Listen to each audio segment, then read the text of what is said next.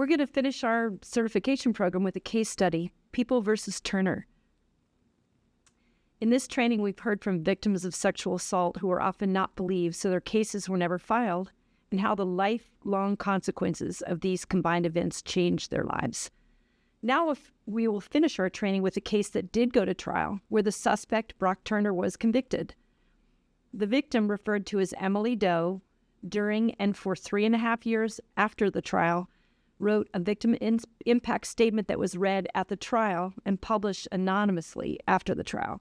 It went viral, 18 million views in 4 days. Turner, then 20, was found guilty of 3 counts of felony sexual assault, for which the maximum sentence was 14 years. But the presiding judge, Aaron Persky, sentenced Turner to 6 months in county jail. He served 3 months. Judge Persky's ruling drew criticism from those who viewed it as too lenient, and he was recalled by voters in 2018. 3 years after the trial, Emily Doe finally disclosed both her name and important, impactful details about her experience through her best-selling book, Know My Name. Her name is Chanel Miller.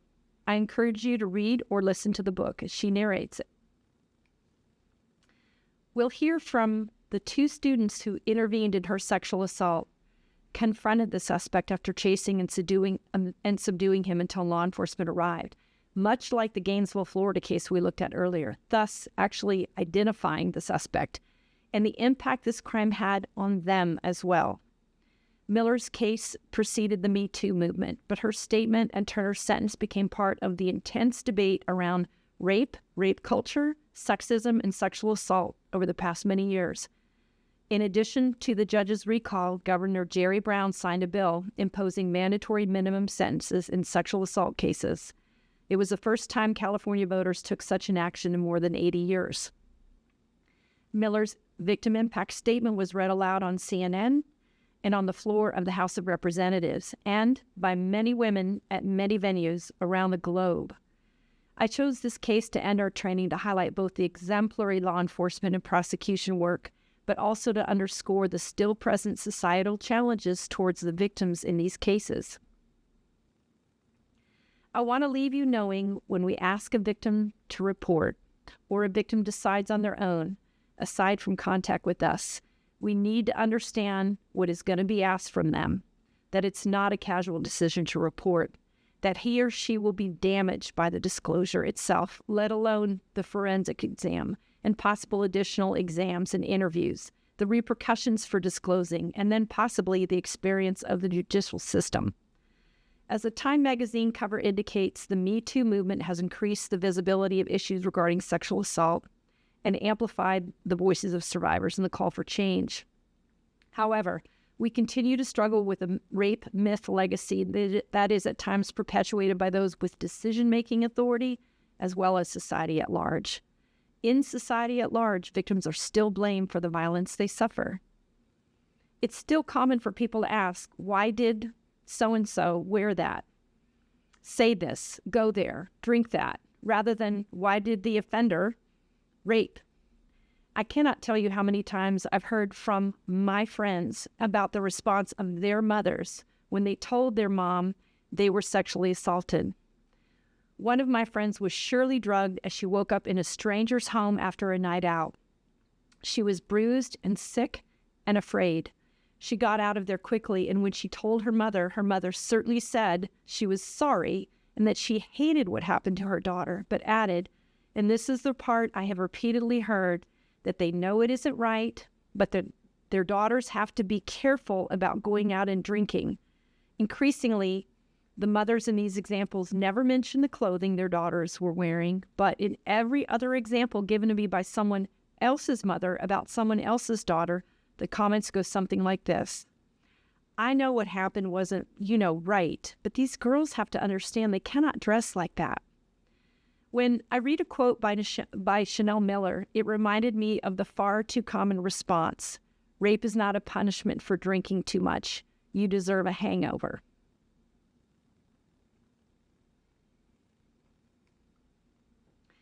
Miller was one of the honorees on the 2019 Time 100 Next list, which is dedicated to celebrating the leaders of tomorrow.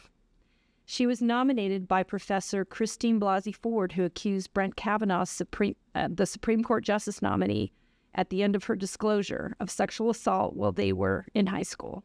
Also nominated was Olympic gold medalist Aly Raisman, who confronted USA Gymnastics Dr. Larry Nassar face-to-face in court with a powerful victim impact statement about the sexual abuse she and dozens of other young women endured. Just 2 years prior, Time nominated the entire Me Too movement.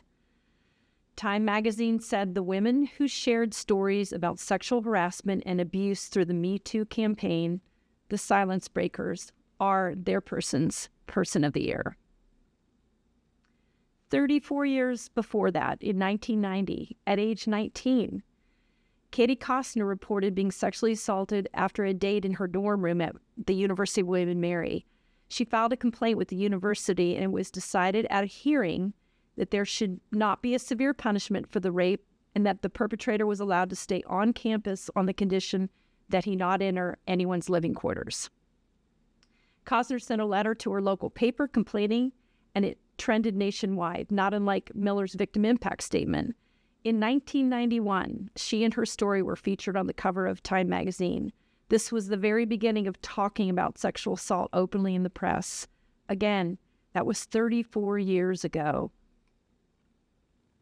We, as first responders and investigators, cannot control societal progress, but we can control how we view and investigate these cases. We can control how we interact with the victims, the witnesses, and the suspects in these investigations. We can control how we document all of the above. We can control how we talk about sexual assault to others, very much and including our coworkers. We can train what we know to our coworkers and be a part of the right approach. That's all we can control.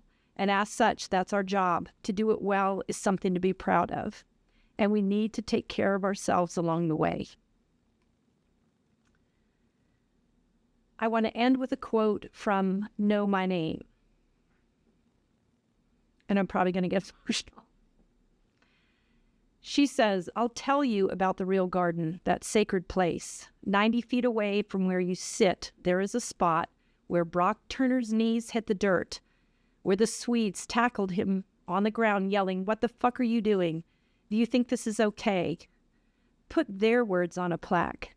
Mark that spot, because in my mind, I've erected a monument. The place to be remembered is not where I was assaulted, but where he fell, where I was saved, where two men declared, 'Stop, no more, not here, not now, not ever.'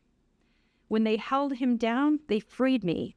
Without them, there would never have been a chance for me to speak my words in the first place. No hearing, no trial, no statement, no book.